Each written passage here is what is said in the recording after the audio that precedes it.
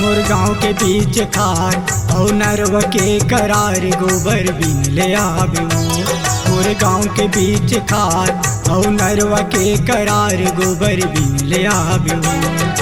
गोबर के बहाना सिर तो झन भुलावे गोबर के बहाना सिर तो झन भुलावे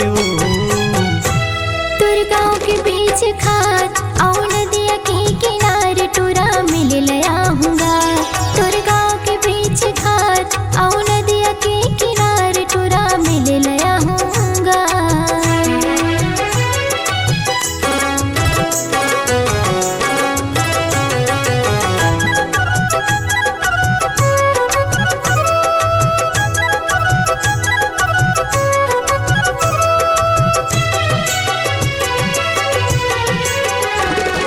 गजब दिन में भेंट हम कहाँ है आना जाना माया के गोठला गोटियाले तीर में आना माया के गोठला गोटियाले तीर में आना।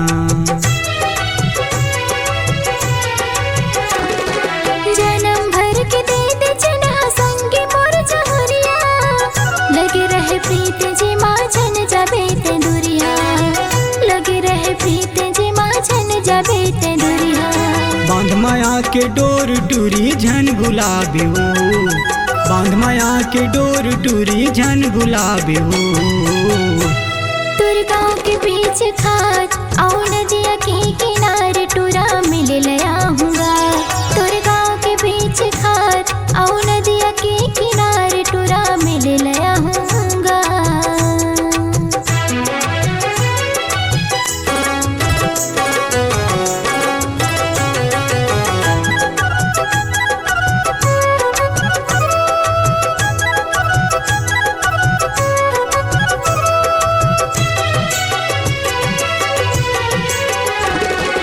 छिदक हवच काट बन के क्यों चितन करे जुआ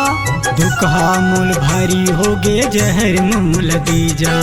दुखहा मूल भारी हो गे जहर मूल दीजा।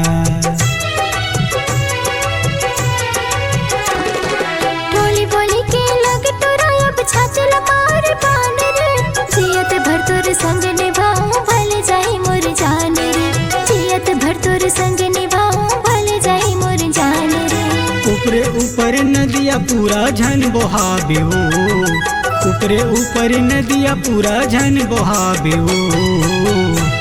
तुर गाँव के बीच खात और नदिया के किनारे टूरा मिल लया हूँगा तुर गाँव के बीच खात और नदिया के किनारे टूरा मिल लया हूँगा। गोबर के बहाना सिर तो झन भुलावे गोबर के बहाना सिर तो झन भुलावे मोर गाँव के बीच खार और नरवा के करार गोबर मिल लया हूँगा तुर गाँव के बीच खार और नरवा के करार गोबर मिल लया हूँगा।